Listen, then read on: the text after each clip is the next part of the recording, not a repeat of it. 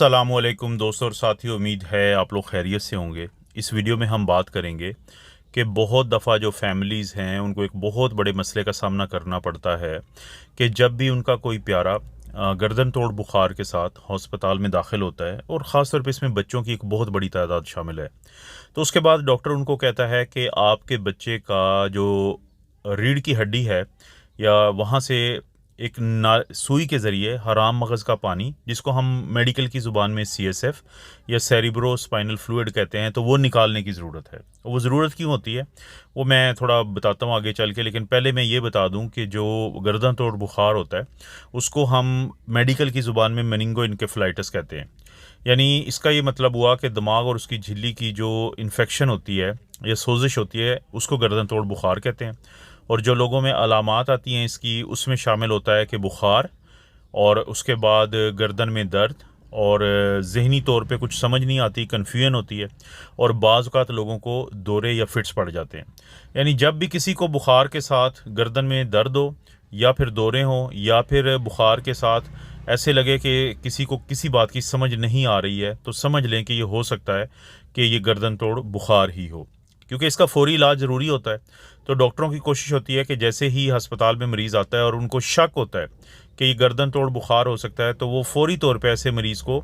दवाइयाँ शुरू करवा देते हैं। लेकिन क्योंकि ये दवाइयाँ मुख्तलिफ़ किस्म की होती हैं, कि जैसे अगर वायरस की है तो उसकी अलहदा होती है, बैक्टीरिया की है तो उसकी अलहदा होती है, अगर दिमाग की टीबी है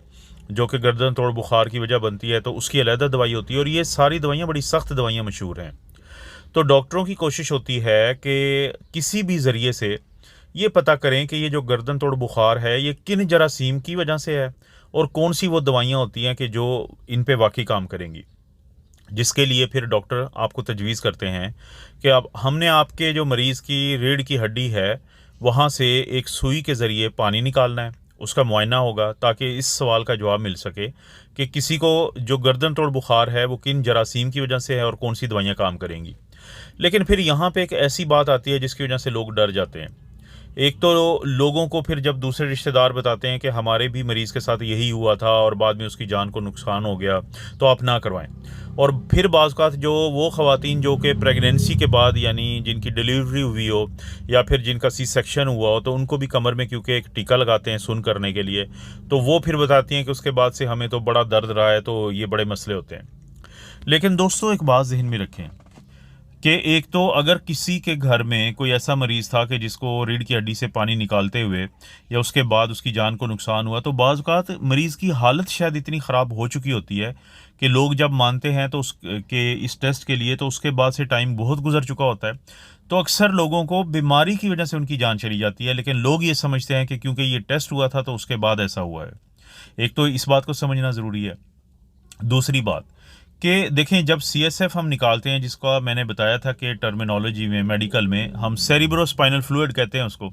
ये इतना सफ़ेद होता है, ट्रांसपेरेंट होता है कि शायद ही आपने नॉर्मली, यानी कि शायद ही इतनी ट्रांसपेरेंट कोई पानी देखा हो। लेकिन जैसे ही इन्फेक्शन होती है तो इसमें दूधियापन आना शुरू हो जाता है। जितना ज़्यादा दूधियापन आएगा हमें उतना ज़्यादा यकीन हो जाएगा उसको देखते ही कि ये तो इन्फेक्शन हुई है।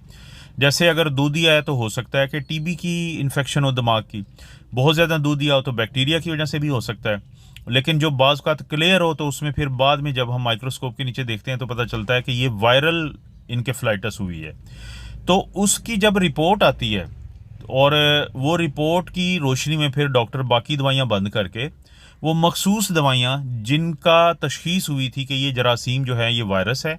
ये बैक्टीरिया है, ये फंगस है, ये टीबी का जो माइकोबैक्टीरियम ट्यूबरकुलोसिस जिसे कहते हैं, ये वो जरासीम है, फिर उनकी जो मखसूस दवाइयाँ दी जाती हैं ताकि बाकी दवाइयाँ बंद कर दी जाएँ। उसका दो फ़ायदा होगा। एक तो ये फ़ायदा होगा कि मरीज़ को वही दवाई मिलेगी जो उसकी ज़रूरत थी, जिसकी वजह से फिर उसको ज़ाहिर है कि वो जल्दी ठीक हो जाएगा। और दूसरा, वो दवाइयाँ, जैसे अगर मिसाल ले ली जाए कि किसी को दिमाग की टीबी तो नहीं थी, लेकिन उसको शक की वजह से टीबी की अगर दवाई दी जा रही थी, तो वो जिगर के लिए इंतहाई ख़तरनाक होती है, बाज़ लोगों की बेनाई के लिए ख़तरनाक होती है, और बाज़ लोगों का जो छोटा पेशाब है उसका रंग जो है वो हो जाता है सुर्खी माइल, जिससे लोग परेशान होते हैं। तो अगर किसी को इन्फेक्शन थी वायरस या बैक्टीरिया की, तो टीबी की दवाई बंद कर दी जाएगी, जिससे ये भी फ़ायदा होगा। तो हम इसीलिए अपने मरीज़ों को समझाते हैं, उनकी फैमिलीज़ को समझाते हैं कि बहुत ही कम होगा, तकरीबन ना होने के बराबर, कि कोई इतना बदनीयत डॉक्टर हो कि वो डॉक्टर मरीज़ के फ़ायदे की बजाय नुकसान का सोचे। तो इसलिए अगर किसी मरहले पे आपके मरीज़ के बारे में डॉक्टर ये तजवीज़ करते हैं कि इनकी रीढ़ की हड्डी से हराम मगज़ के इर्द-गिर्द का पानी, जिसको सीएसएफ कहते हैं, वो निकाल के उसके मुआयने की ज़रूरत है, तो आप प्लीज़ मान जाया करें। क्योंकि फिर बहुत सारी फैमिलीज़ पहले तो मानती नहीं है, और जब वो राज़ी होती हैं उस वक़्त तक वो इंतहाई कीमती टाइम गुज़र चुका होता है, तो अक्सर फिर इसके निकालने के बावजूद भी मरीज़ की जान नहीं बच पाती। तो अक्सर फिर वो इस बात को समझ लेते हैं कि जी ये तो पानी निकला था, तो हमारे मरीज़ की जान गई है। तो मैं चाहता था कि अपनी वीडियो में इसका ज़िक्र कर दूं कि इसके बारे में हक़ाइक़ हैं क्या। दोस्तों, आपको पता है आपको इस तरह की वीडियोज़ इस चैनल पे मिलती हैं। इस वीडियो को लाइक करें, कोई अच्छा सा अपनी तरह अच्छा एक कमेंट कर दें,